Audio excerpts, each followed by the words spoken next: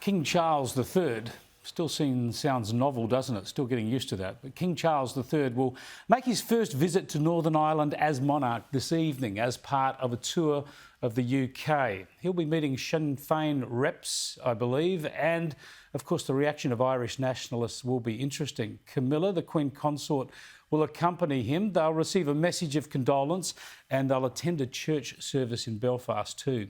Here's the new King addressing MPs and Lords at Westminster Hall last night.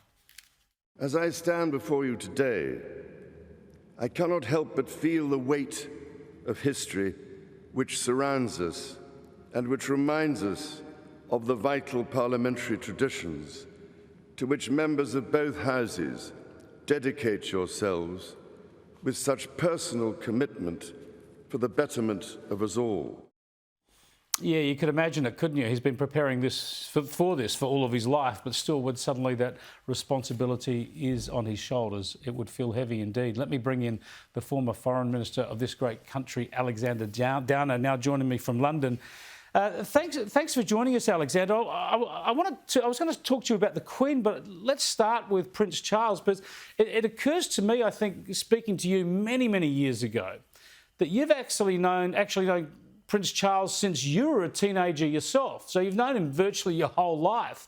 Tell me what you think of him, you know, as a royal figure, as a man, and how do you think that he'll be coping with these enormous shoes that he's got to fill? Well, you're quite right, Chris. I've known King Charles, as he now is, since I was 13 years old, and so I know him pretty well. Yeah, he's a very thoughtful, intelligent person. And by thoughtful, I mean he Republicans. And you know, as the Prince of Wales, people haven't always agreed with what he's said, but the comments that he's made over the years do reflect the way he thinks about issues, rather than just takes everything for granted. Secondly, he is very diligent. As the Prince of Wales, he has worked very hard.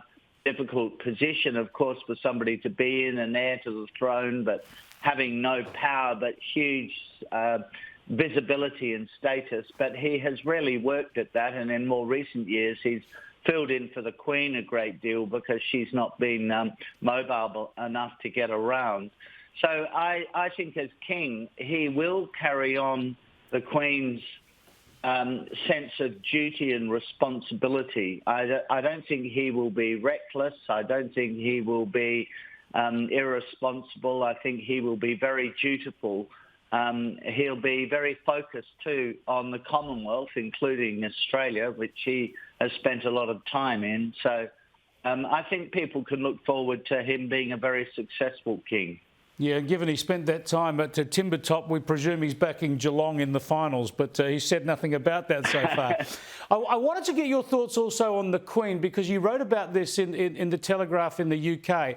I thought a fascinating piece where you said it was the strength of her position as the monarch that's really held the Commonwealth together in recent decades. People forget what a disparate group of countries the Commonwealth is. All these nations, large and small, from Asia, Oceania, Africa, and she's managed to keep them voluntarily in this club, you say largely by dint of her own efforts.